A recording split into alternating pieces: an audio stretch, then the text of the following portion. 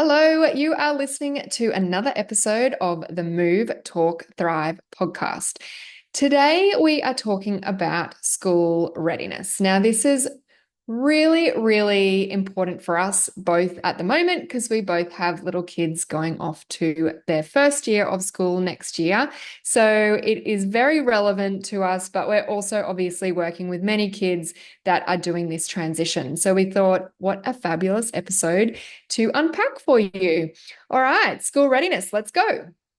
We are child development obsessed, business besties, and mums, and we're here to spill all our secrets. We have a combined 30 years experience working with children, and each episode we will bring you up-to-date research and evidence-based strategies to set your children up to thrive. I'm Lizzy Dawson, Australian exercise physiologist. I'm Emily Mackie, Australian speech pathologist, and this is the Move, Talk, Thrive podcast.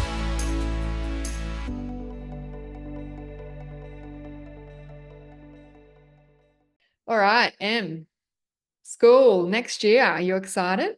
Yeah. Oh, excited and also like, I don't want to be going to school. Like sad, Yeah. excited and sad. Yeah. It's mixed emotions as a mum, isn't it? Yeah, But I'm totally. She's getting bigger and growing. Like it's so nice seeing her develop and change and grow into her little person. Yeah. But it's also a bit scary because I'm like, the world can be scary. It's full of unknowns. I'm like, will she be able to cope with these things? Will she be able to handle things? That's just like being a mum, probably coddling too much. What's the word? I hate being a helicopter mum. I'm not a helicopter mum. Oh, I am. Sometimes emotionally I'm like, oh. I am. Unfortunately, I am a bit anxious. I suffer from, I wouldn't say like super severe anxiety, but it's pretty chronic. And I definitely had, what's it called when you like newborn anxiety? I definitely like intrusive thoughts. It was, and I had prenatal depression with Marley. So I am definitely an anxious mum. I really have to rein it in. I have to be conscious of what I'm doing. I didn't find, because Flanny's in grade 1, I didn't find, I felt emotional, and I felt like, I remember the time before, like the months leading up into it, I was like, oh my gosh, I need to soak up time with him. I'm not feeling like that with Marley as much, but he's 5 days at kindy.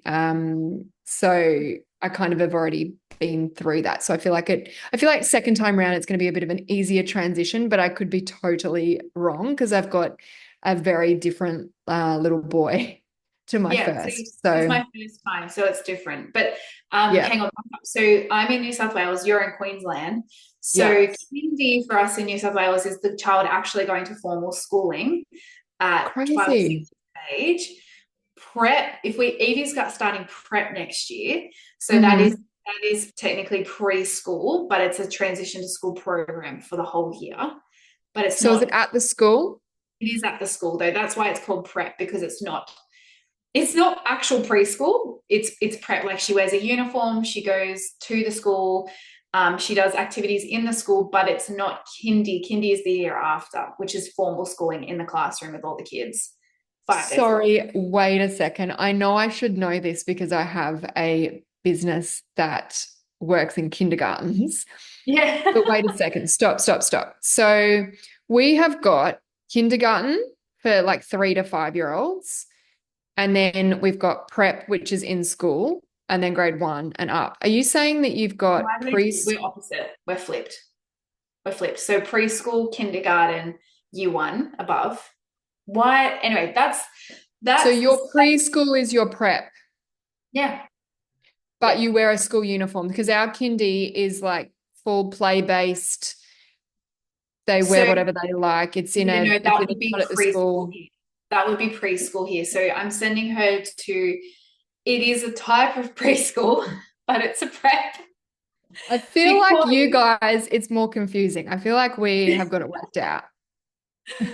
But what we can agree on is that children basically are going to some sort of program, schooling program around 5 or 6 years of age. And so if you're a clinician seeing children now who are 4, then you're getting often you're getting your children ready to go to school the year after, or 5 for the year after. As a clinician, I remember starting to think in the last term before this, what are we going to do in our therapy to make sure that our child is ready? And sometimes, not sometimes, that's what I'd always be working on in the therapy journey. So if I had a child come to see me from 2 years of age, they're still seeing me now, I would then make sure I've targeted all of the goals, and then I'd be moving into pre-literacy, school readiness, school preparation activities in our therapy sessions to get them ready for school. So we can agree with that from a therapeutic point of view, no matter what age.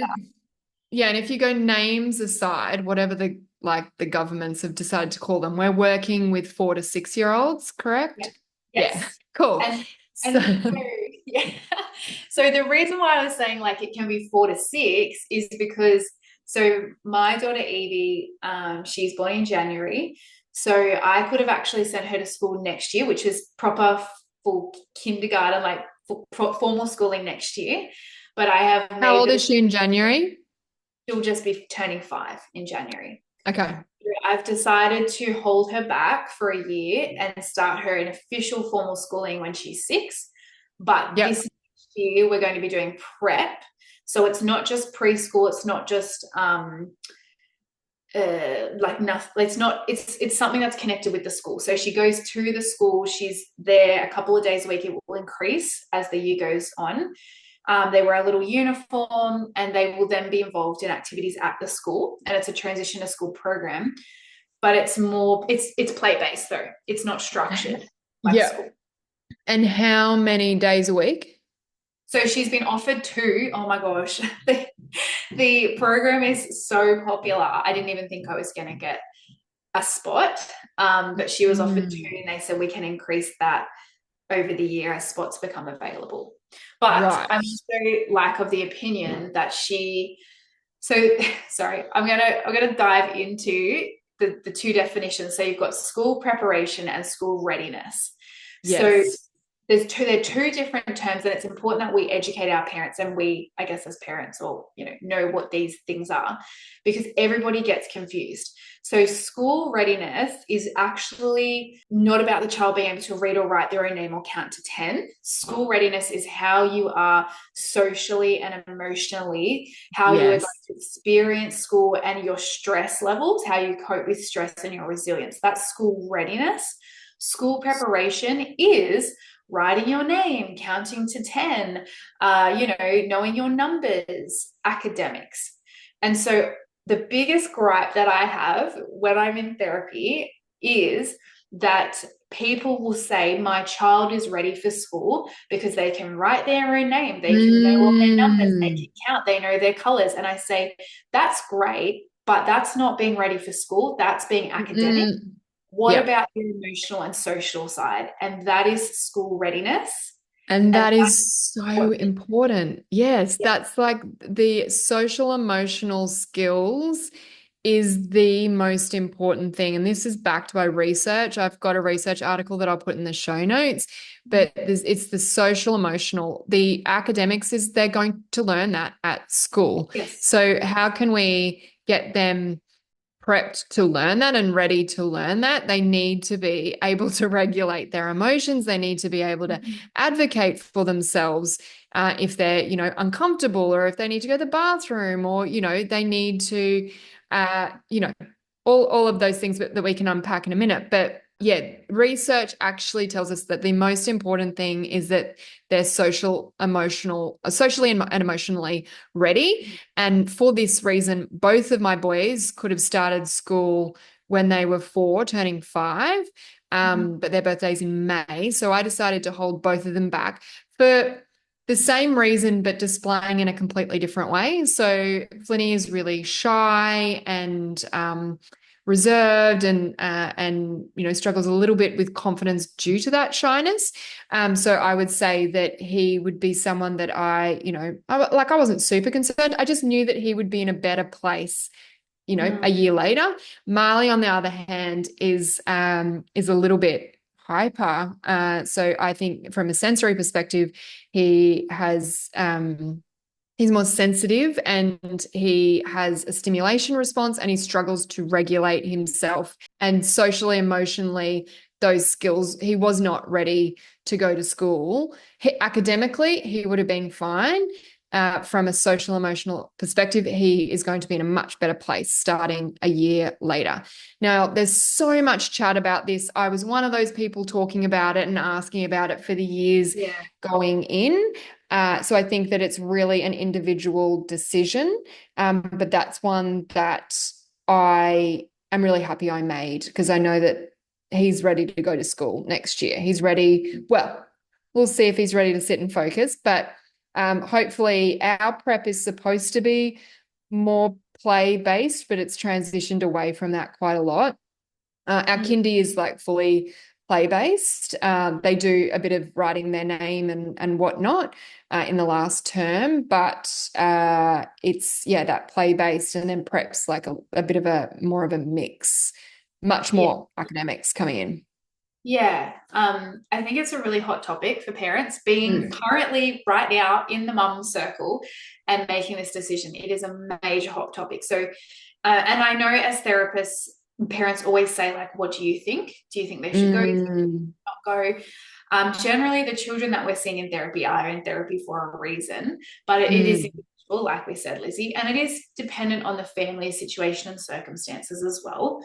But I mean, if we're going to dive a little bit deeper, so the key school readiness skills that I would talk about with parents and what I have looked at for my own child, Evie, we touched on the social and emotional, but practically looking like for mums, like they go, what does that mean?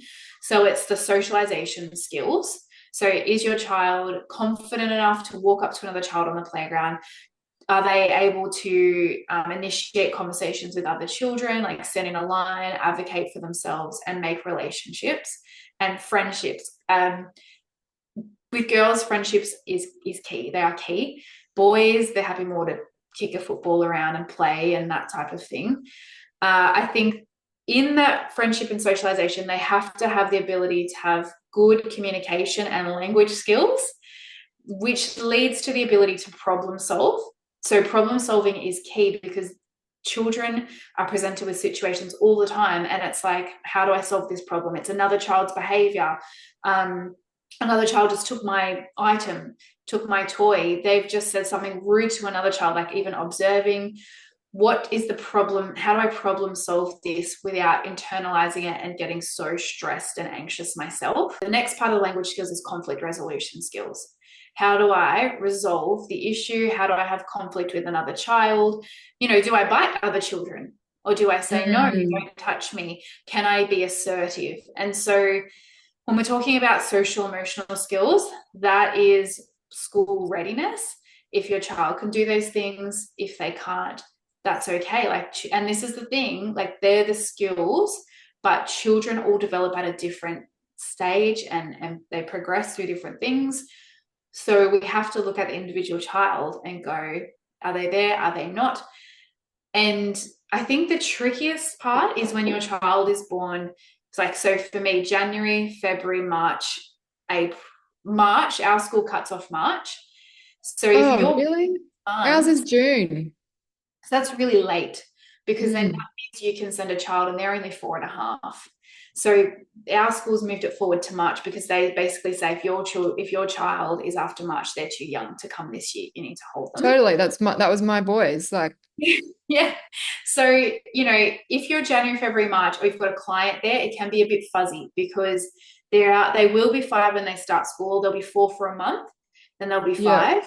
Sometimes they just need a couple more months. Like, I don't think Evie needs a whole year, but it's either a whole year or nothing.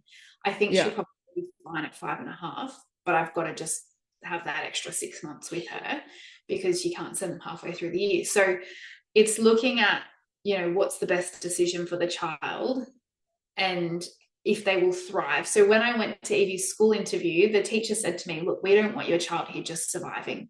We want them to thrive. And so the whole point is we want children to come in, hit the ground and just soar. And so I was like, I think it should just be surviving. So that's what Yeah, totally. And, that research does show that when children or people for that matter are socially connected and emotionally regulated, they're in a better position and state to thrive. They will Yeah. try things that are new, which is learning, like that is learning. The process of learning is trying things that you haven't done before. So they're going to be more resilient in terms of trying new things, in terms of problem solving, Yeah. in facing, different social situations, or, being, all of those things. And I think so. I think it's that basis of being able to regulate themselves and feeling comfortable in a social environment and safe Mm, to mm. then push themselves beyond their current capabilities, because that is the process of learning. That's And school, it's right?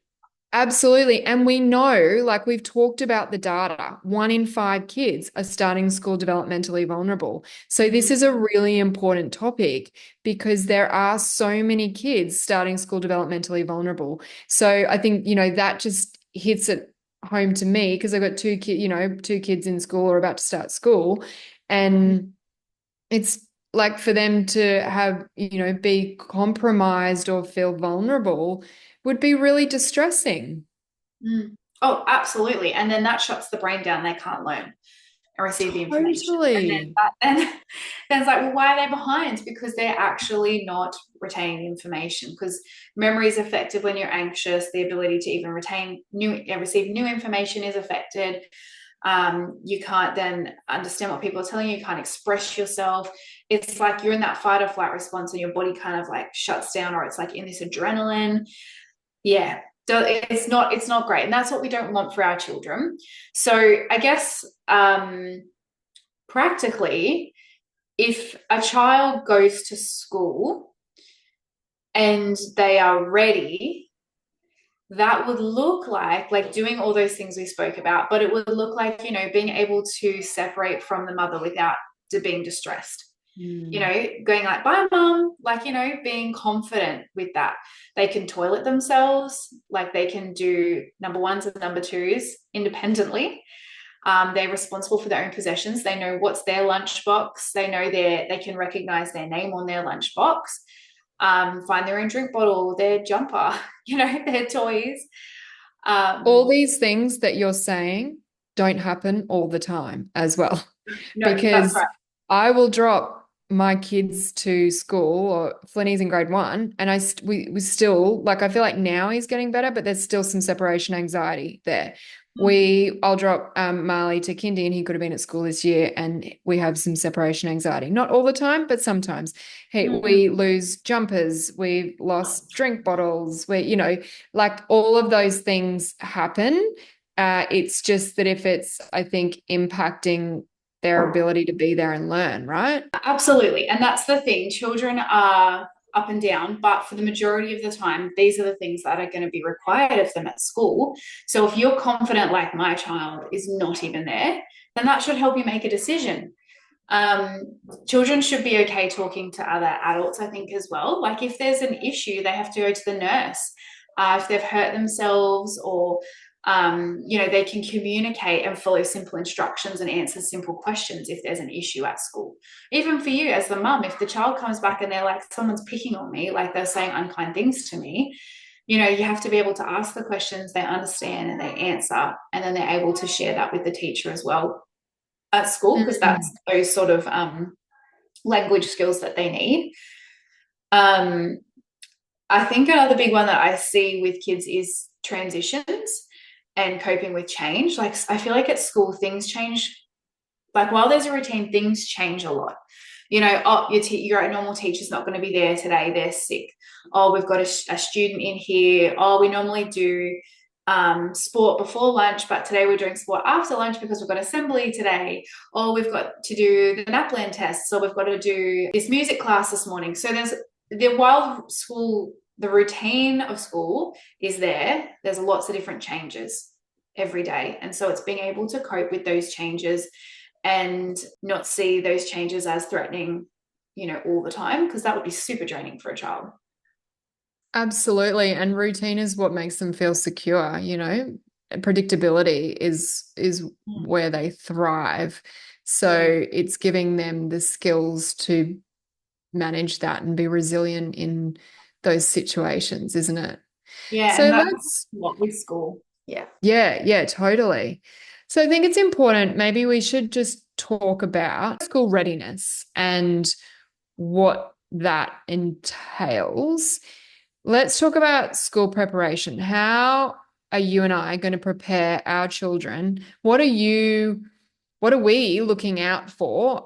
Or, you know, with the clients that are transitioning into school, what are some of the skills that kids need to be doing? Because I know for me, one of my most important things that I'm looking out for is core strength, because if they don't have core strength, they can't sit and focus. They can't use their fine motor skills, because you need to have good postural stability to be able to use fine motor skills. So that's like something that I find really, really important. Shoulder function, body weight through upper body is another really good, something that I'm working on in particular with Marley.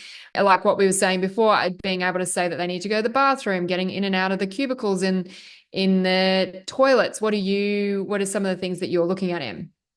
So school preparation for us, we're looking at a lot of, it's actually, like I said, pre-literacy skills Oh, and yeah. language type of level. So we're looking at, do they know rhyming words? Can they hear sounds at the start of words, middle of words, end of words? Are they starting to identify sound and letters? So they're two different things. And if you're a parent or a speechy and you're doing letters, stop doing that and do sounds. So it's always, I always highlight with Evie, like, t, s, rather than L, M, N, T, Yeah. because that's what they need for reading and spelling. But with that as well, I say the sound is this and the name or the letter is this. So sound, the name of the letter is M, but we use when we're reading. So starting that, they start to understand that, they can start to so the first skill is recognizing the letters. So, McDonald's is a good one. Oh, mummy, McDonald's, it's got the giant M on it, so that they're starting to go for McDonald's. And that's a really practical one that you can do anywhere when you're driving with your kids. They're starting to do syllabification. So that's when they're breaking words into syllables or chunks. So caterpillar, I'm like clapping my hands as I break them up. And that's really important. That's really important for spelling and reading, that skill. And if your child has had a history of speech sound disorders, that is sometimes affected. So I always check that with my children in assessments, and I will always do that as a pre-literacy skill, because the research shows that that is a very underpinning skill to literacy, not total success, but with reading and spelling. We'll be looking at things like their language skills, so knowing the right concepts for school. So obviously right and left, looking at above and below, because when you're writing, you're above the baseline, below the baseline with the tails of your letters, looking at top and bottom, which is a pretty early on concept. First and last, beginning, middle, and end.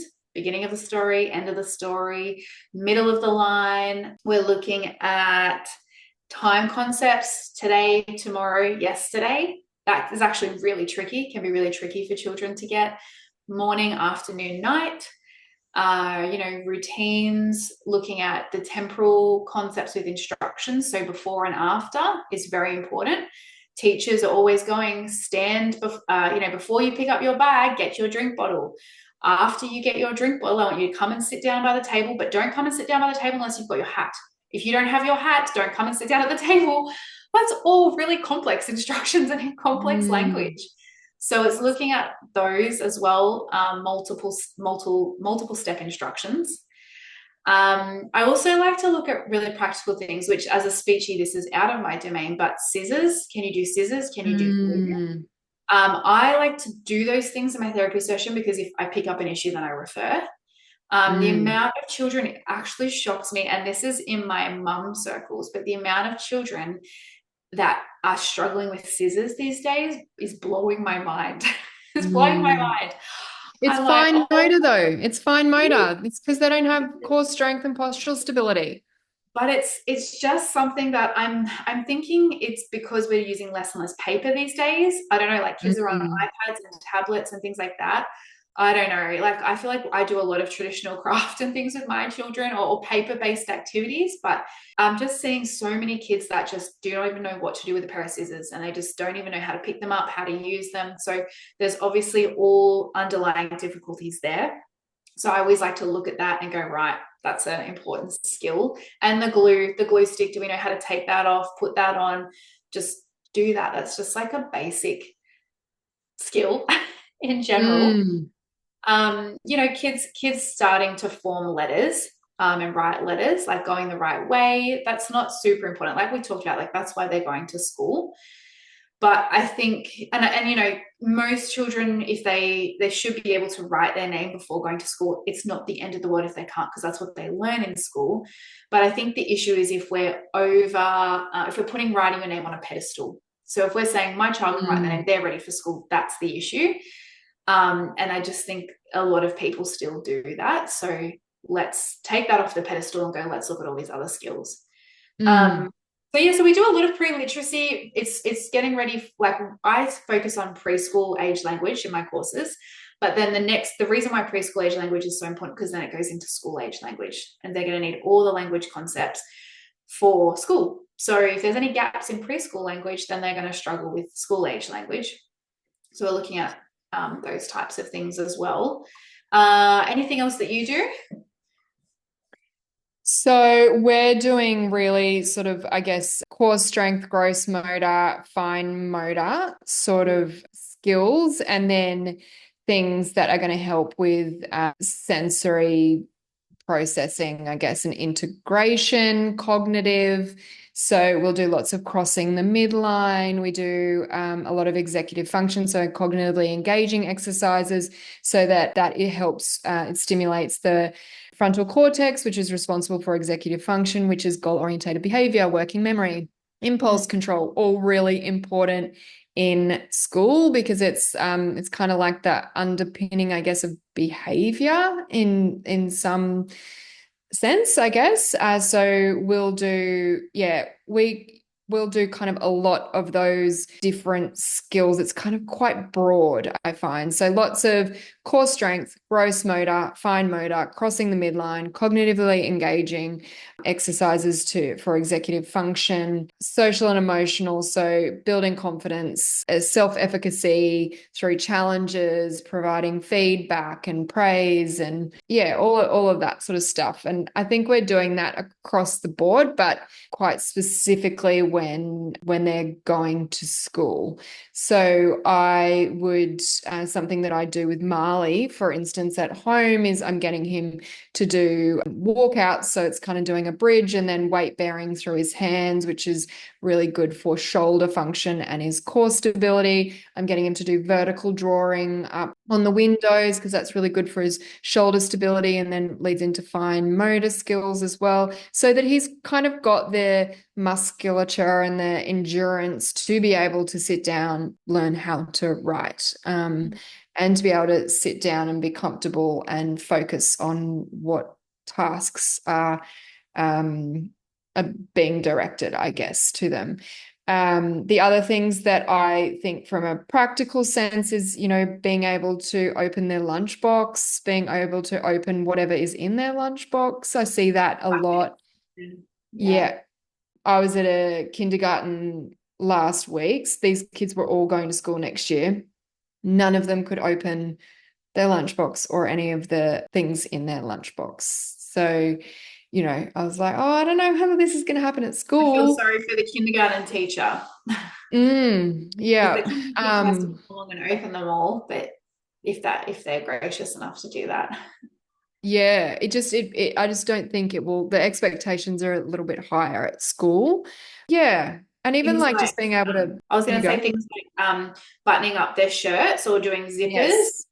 Not, I think most kids have Velcro, but like working towards shoelaces, Yeah. puzzle, anything like that, like raincoats, like with the plastic, the buttons on that. Still a bit tricky, but working towards those things just with simple self-care, I think is Yeah. really important. And turning taps on and off.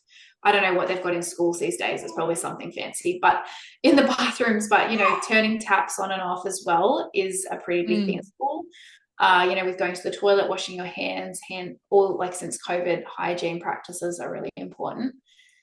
Paint brushes, threading, coloring, tracing as well is really important. Like being able to look at what the teacher's done on the board and then write it. That's actually a skill in itself. When you put it all together, this is, the exercise that you're doing, the things that we're doing, this is why, like, these are the outcomes that children will need to be doing.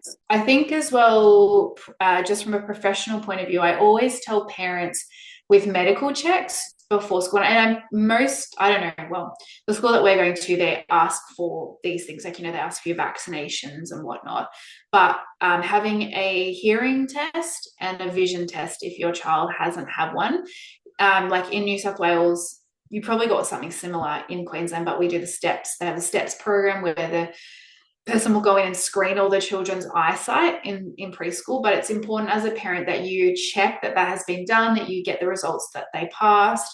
If you've got any concerns, like, don't worry about looking like a fool, just go and get them checked. Like, even if you're just like, I want to double check, because hearing and sight is so important at school. And often children don't know that they're not hearing and they don't know that they're not seeing. It's only like, you'll learn through the mistakes that they're making and going, what's happening? They're not learning, and you don't want to get to that point. So, and I think it's important to note, so we get the hearing and the sight done at school in prep. But I think something that I've learned this year from another speechie is that they're just screeners. So yes, if your child is experiencing difficulty in certain areas, then it's important to actually, even if they've passed those, to do further investigation, because they are just screeners. So it's kind of like I don't know, for the lack of a better term, a tick and a flick. Like, can they do, can they not do? So it's not like a comprehensive assessment. Mm-hmm. Yeah, absolutely. So that's important to do. And the only other thing is, I think, looking at your child in terms of, are they sleeping during the day? Are they still needing a nap? Are they still needing a dummy or a comforter? Which obviously, as a speech pathologist, I'd be saying get rid of the dummy before 2. But, are they still drinking from milk from a bottle? Are they breastfed? I know that sounds really basic, but we're looking at all different clientele and all different clients. You need your child, like, children will be tired after a day of kindy, like, that's a given, but they shouldn't really be needing a nap during the day to keep functioning.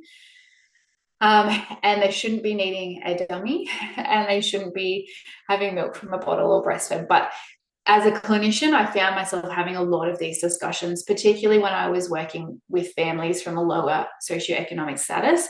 So it's real, like, nothing, you cannot assume anything. Nothing is too low. But sometimes parents also just don't know, and they just need to be given a little bit of advice without judgment or condemnation. It's just like, this is where your child needs to be, and then they can work on it. So we've covered a lot today, haven't we? We've covered a lot. We have. School preparation, readiness. We've talked about those essential social emotional skills. We've talked about some practical things. We've talked about then the school preparation, what we're both looking at, and then medical advice and other just basic things to look at. So I think if you've got a parent that's on the fence, send them this episode. As a clinician, if you're not having discussions with your parents, start talking about this in your therapy sessions, making sure that with your children, you've got your therapy plan in place to be doing things clinically that are going to help them next year if they're starting school. And then also, if you're still unsure about the preschool language, and making sure you've got all your gaps covered in your therapy plan, looking into my PLA course, because that will give you all the information, all the goals I listed that we look at, they're all taught in the PLA.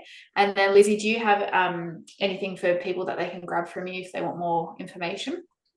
I don't have anything school readiness specific. However, all of my courses are relevant because it goes through all of the key areas of development. So pretty much everything that I said I'm working on is detailed in my courses.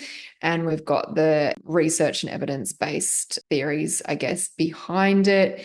And my courses are really there to give people the knowledge and understanding of each key area of development and how we can bolster skills in that area with movement. So I think that would be, the best place to go. So if you have any other questions, as always, just let us know. Leave a review. We would love to hear from you if you're loving the podcast. Or one lovely speech here this morning shouted us out on Instagram, and she had a post from our support and see episode. So we love seeing things like that. The more you can spread the word and educate people in your community, that's the whole goal and mission of this podcast. Until next episode, we hope you have a lovely week, and we will talk to you soon.